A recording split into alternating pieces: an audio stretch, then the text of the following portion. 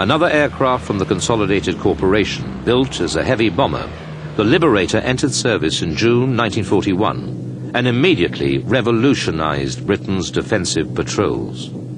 Flying mainly from bases in Northern Ireland, Liberators could range 2,000 miles from British shores, massively extending convoy protection.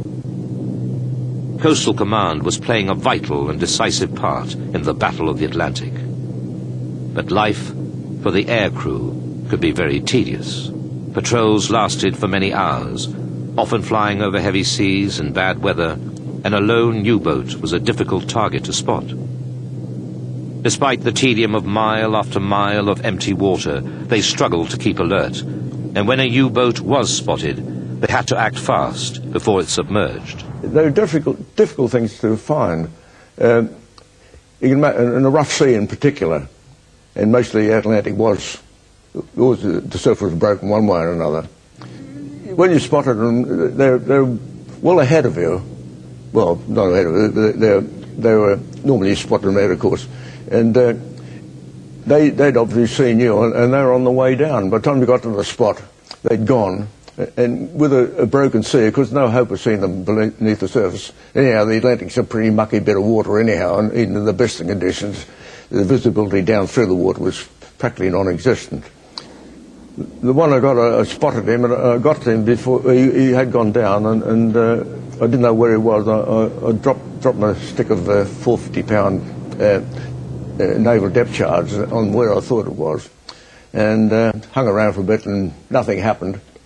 And went on with my patrol. And the next day, an RAF aircraft was out there in the same area, and there was a submarine sitting on the surface, which they credited me with one that I'd damaged.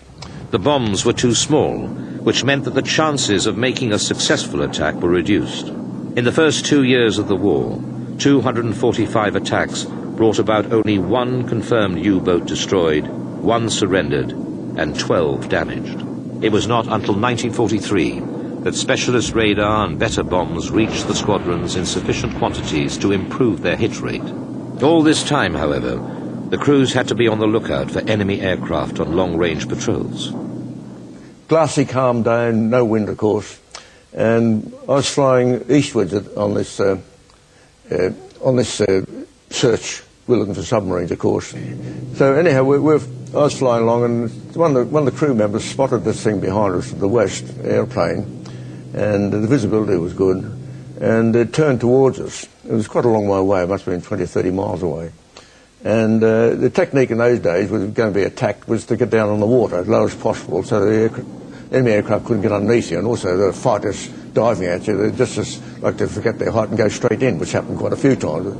I was hurtling along the water because I put on quite a bit of power, which didn't get me anywhere because well, the built-in headwinds of a Sunderland, a lot of power didn't mean a lot of difference really.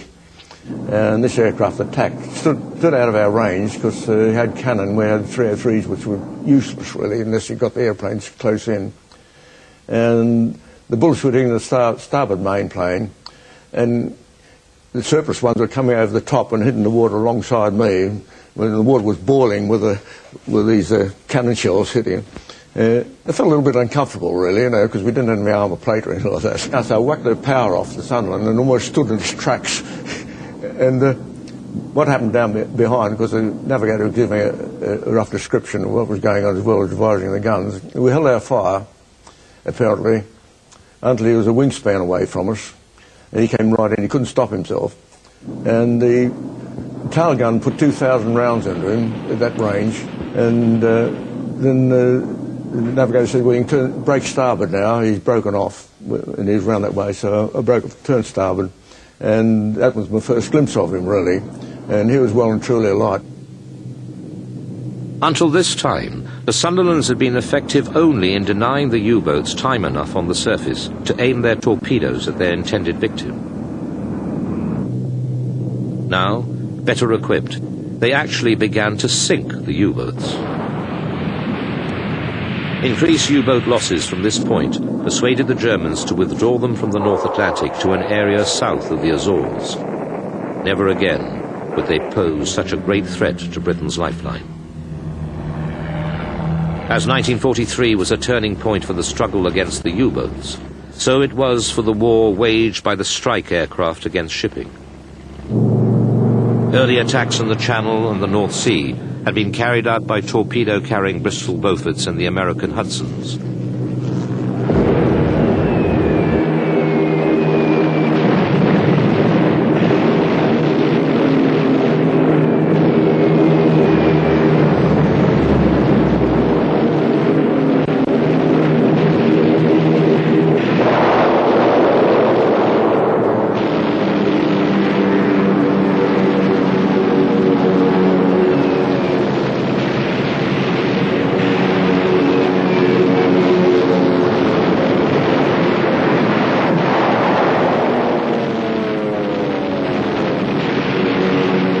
Both aircraft had had some success, but because of its lack of speed and maneuverability, the Beaufort in particular had suffered unacceptable losses.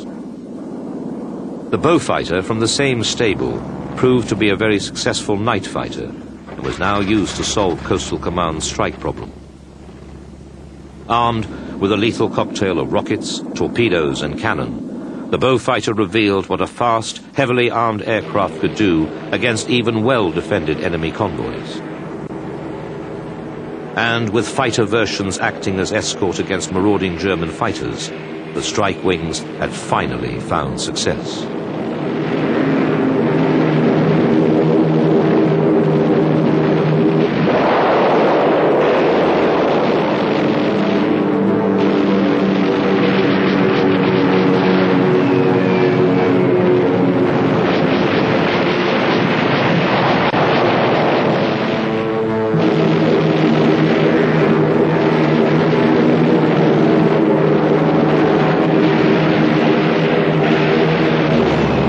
The arrival of Mosquitoes and the strike wings was more good news.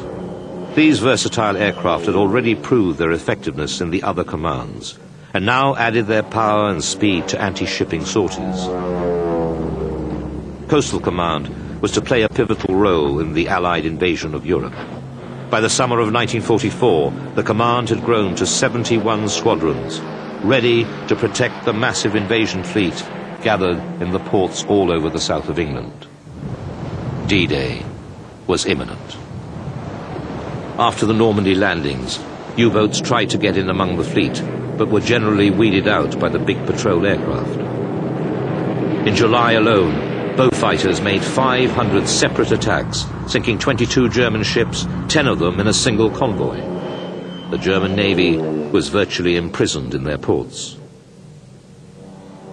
The invasion had deprived the few remaining U-boats of their French ports, and the Coastal Command strike wings held sway over all surface shipping. Throughout the war, probably the single biggest problem for the RAF was the loss of experienced aircrew. Flying from bases on lakes all around the British Isles, Coastal Command made every effort to save those shot down over the sea.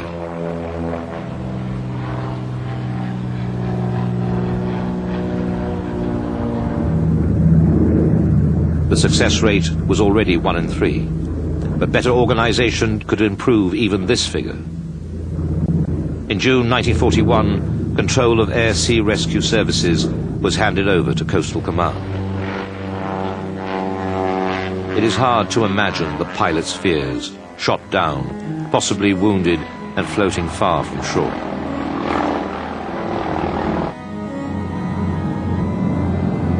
The sea would have been bitterly cold, with the prospect of the weather turning bad. Imagine his relief when from over the horizon came the aircraft that would save his life.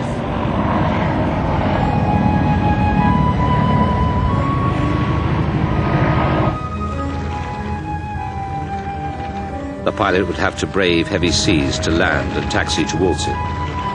There'd be no time to waste, as enemy fighters would be nearby, and the aircraft would be a sitting duck. The cold, soaking pilot would have been quickly plucked from the water so that the aircraft could immediately take off again. Another pilot rescued.